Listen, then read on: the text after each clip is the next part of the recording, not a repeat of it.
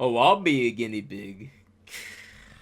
Tell me what experiments you got. Oh, 君はね確かにあの時私のそばにいたいつだっていつだっていつだってすぐ横で笑っていたなくしても取り戻す君を I will never leave you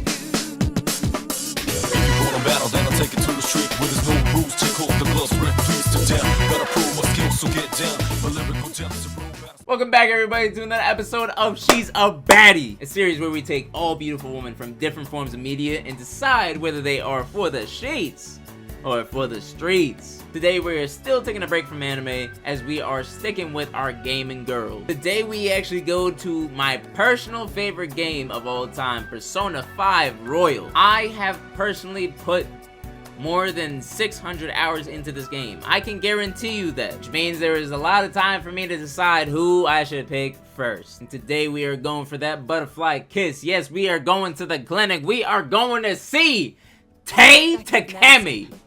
Try it out when you're exhausted.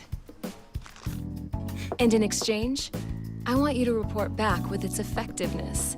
Now y'all know my type is usually a tall, dark, muscle mommy goddess. But all my life, there's always been the number 2 runner-up type. That is if the former is not available. And that is the goth character. The moment we were walking down the street, this is like the beginning of the game basically. We're trying to find our home, or more so the place we're staying for the time being. And all of a sudden, this girl just happens to pass us by, like walking real fast. Time all of a sudden just froze for me. And I was like, hold on, who was that? Who was that? They had color to them, they must be important. Then we don't see her for a bit. But in the back of my head, it's sticking there. Like there's a really fine goth woman who's just walking around in a lab coat. Who is it? Bring her back. Please! Then once you're finished doing a few things in the story, you come back to LeBlanc one day, and it's just when you least expect it. Like, fate is just waiting for you inside. My heart literally stopped as I snapped in the direction that she was sitting. She was just sitting down enjoying a cup of coffee. Sojiro telling me not to disturb the customers. She said it doesn't bother her, so mind your own business, old man. That was the first time that we got to see her sprite pop up. You know, when like she starts talking, they show like a little picture of her and like the text. Man, when I tell you, I had to stop myself. I had to physically stop myself from screaming, "Mommy!" at the top of my lungs. Now, Takemi's looks. She had pale skin, not what I'm usually used to, but it looks good on her. It's mixed with her dark blue hair and like gothic style makeup. In the office, she sports like, you know, a regular blue dress with a lab coat. It's nice, it's sexy. She got a lift that like put her up maybe like 3-4 inches, you know, they had some height there. I got 3 or 4 inches that good. But her casual fit is where it's at. She still got her lifts, but like she has a different blue dress that has like some style to it. It's so form-fitting, man.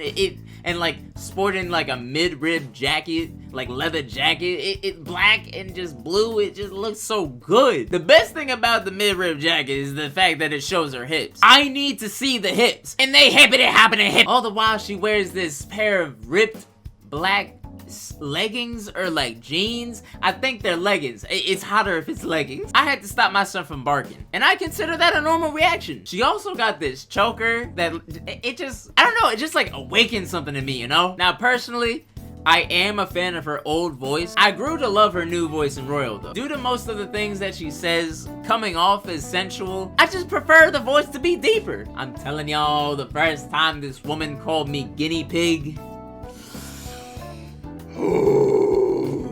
I was concerned and excited at the same time. Which leads me to the fact that we actually are her own personal guinea pig. Like, she be experimenting on us left and right. But anything for some Takamedic all Z, you know what I'm saying? To be honest, I would willingly take her concoctions because she makes me feel safe. Not really. She's just like more of a sweet talker than anything. Like I said, man, the sensuality and the dialogue got me going crazy. Which is why Takemi is always the first person that I max out. I have played this game, including Vanilla and Royal. I have played this game probably a total of 8 times. Every time she texts me, no one else matters. No, Mishima, I don't want to join your Phantom Thieves dick riding club. And it actually had a huge impact on like my romance activity. Because personally, I'm not the guy that actually goes out to like romance every single girl.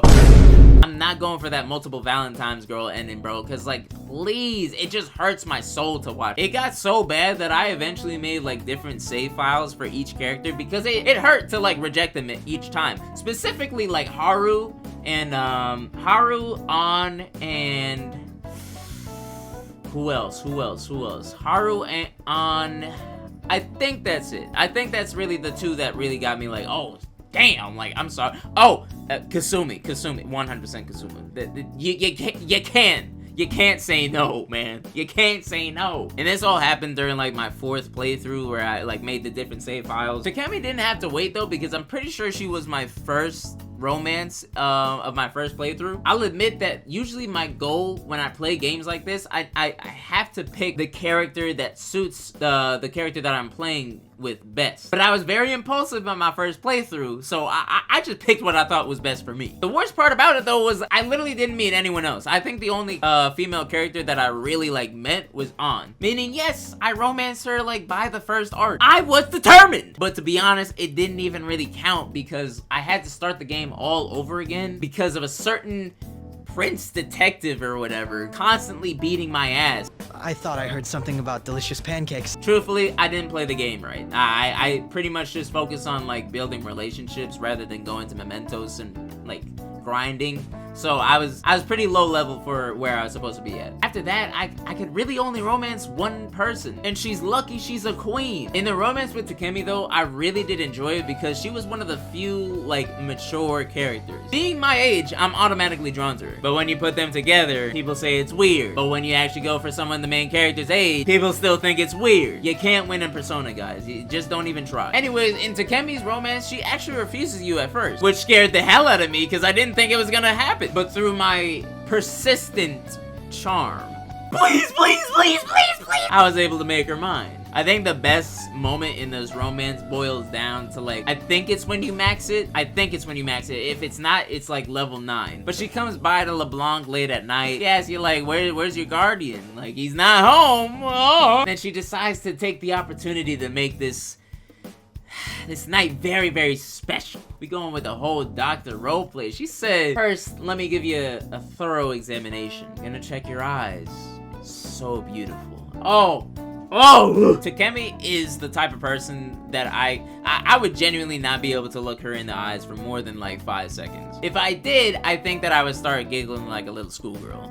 Stop! That line leads to examining your lips, but she takes the action to just mwah!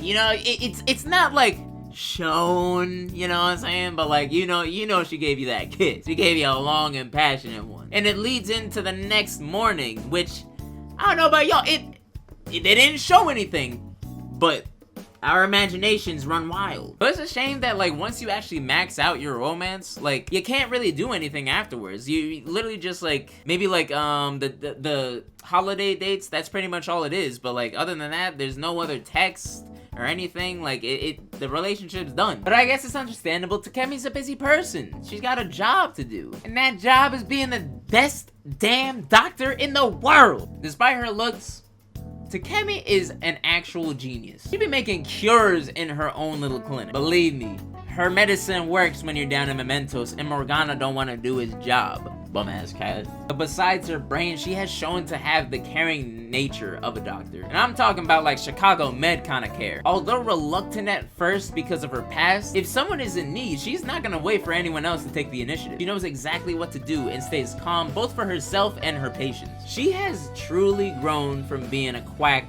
in the back alley, which is why I think you should put in a transfer, Takemi. From your room to mine. Pack your bags, get on your flight, because you, Takemi, are for the sheets, respectfully.